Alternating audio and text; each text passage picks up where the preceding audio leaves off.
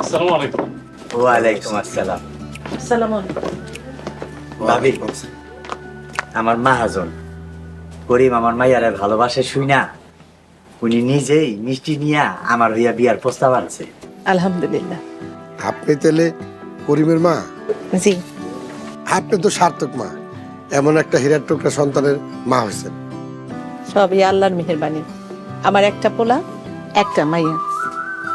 ও, এইটা আপনার মেয়ে? মাশাল্লাহ, খুবই সুন্দর। দোয়া করবেন ভাইজান। আপা, দোয়া তো করুন। আসছিলাম হারানোর মেয়ের জন্য আপনার ছেলেকে দেখতে, এখন দেখি দুইটা বিয়ে করাতে।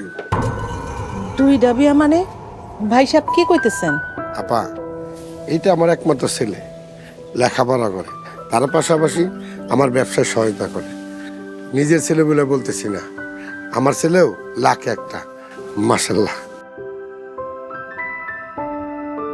আপা, আমার তো কোনো মেয়ে নাই, আপনার মেয়েকেই আমার মেয়ে হিসেবে নিতে চাই। আর ওর লেখাপড়া এখনো শেষ হয় নাই, অগ লেখাপড়া শেষ হোক, তারপরে আপনার মেয়েকে আমার ছেলের বউ করে নিয়ে যাব।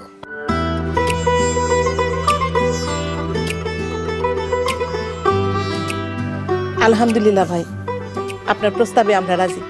তুমি মনে কষ্ট নিও না, তুমি তো জানোই সব বাবারাই চায় তার মাইয়া সুখে থাকুক।